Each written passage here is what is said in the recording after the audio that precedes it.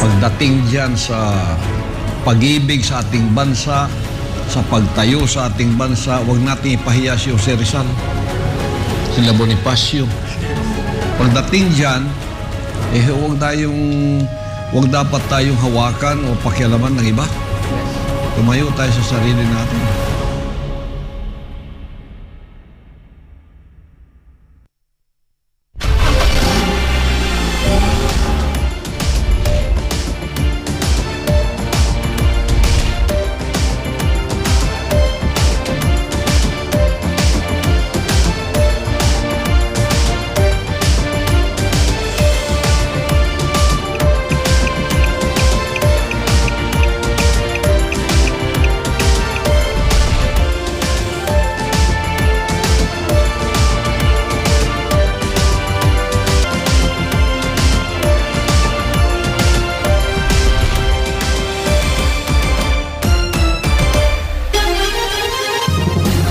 Mula rito sa SMNI News Studio sa ACQ Tower, Makati City, Philippines. Magandang gabi, Pilipinas at sa buong mundo. Ako si Troy Gomez.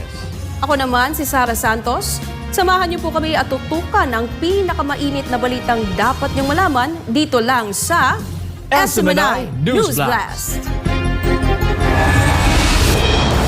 Sa ulo ng mga balita, tone-toneladang troso at kahoy na iniwan ng mga nagdaang bagyo sa baybayin ng Mauras sa Aparig, Cagayan, handa ng linisin ng Sunshine Philippines Movement volunteers sa ilalim ng inisyatibo ni Pastor Apollo C. Quiboloy.